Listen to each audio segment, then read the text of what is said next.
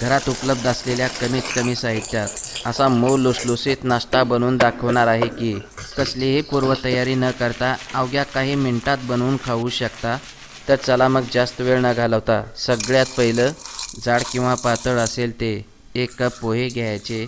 मग त्यानंतर त्यात खूप सारं पाणी टाकून एक वेळा धुवून घ्यायचं आहे आणि धुतल्यानंतर त्यात साधारण 4 ते 5 चमचे पाणी टाकून थोडा वेळ याला इथंच सोडू।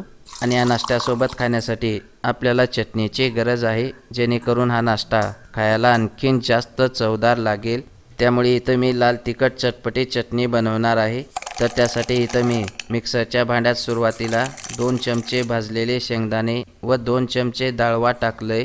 आता भिजवलेल्या 4 ते 5 सुक्या लाल मिरच्या आणि तसेच अर्धा इंच आलं व 5-6 लसणाच्या पाकळ्या टाकून थोडा आंबट चवीसाठी चिंचेचे 2 लहान तुकडे व 1 लहान चमचा जिरं, चवीपुरतं मीठ आणि चटणी घट्ट की पातळ कशी बनवायची आहे त्या हिशोबाने पाणी वापरा। मग त्यानंतर त्याला वाटून हे पहा असं वाटण बनवायचं आहे। आता याच्यासाठी एक साधीशी फोडणी बनवूया।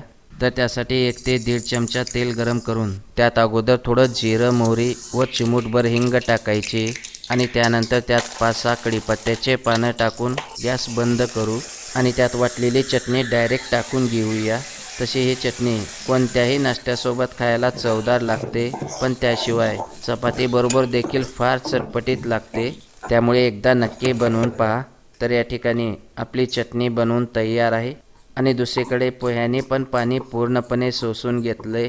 काय आहे की असं पोह्यांना थोडं भिजवल्यामुळे वाटल्यानंतर त्याचे लहान लहान कण राहत नसतात, अगदी मऊ वाटलं जातं।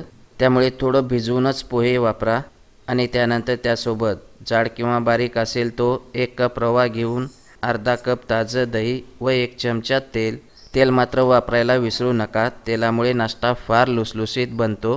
तर शेवटी अर्धा कप आणि वाटतेवेळी परत अर्धा कप पाणी टाकून मऊ वाटून घ्यायचं आहे, जसं की तुम्ही व्हिडिओत पाहताय अगदी तसं।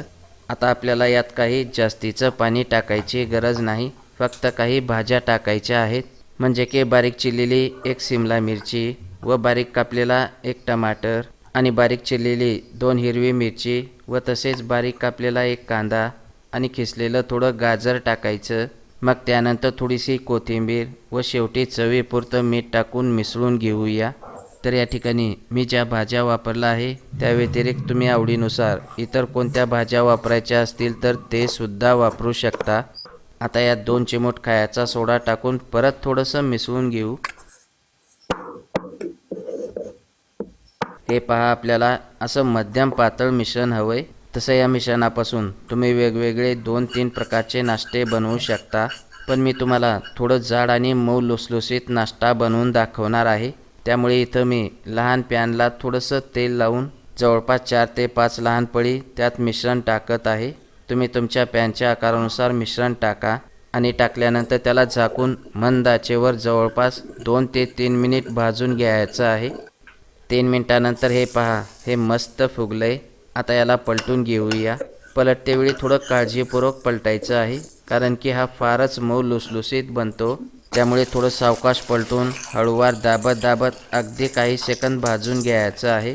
तसं तुम्ही व्हिडिओत पाहू शकता की हा फारच मऊ लुसलुसीत आणि दिसायला पण सुंदर बनला आहे। तर दिसायलाच नसून खायला पण अप्रतिम चवीचा लागतो।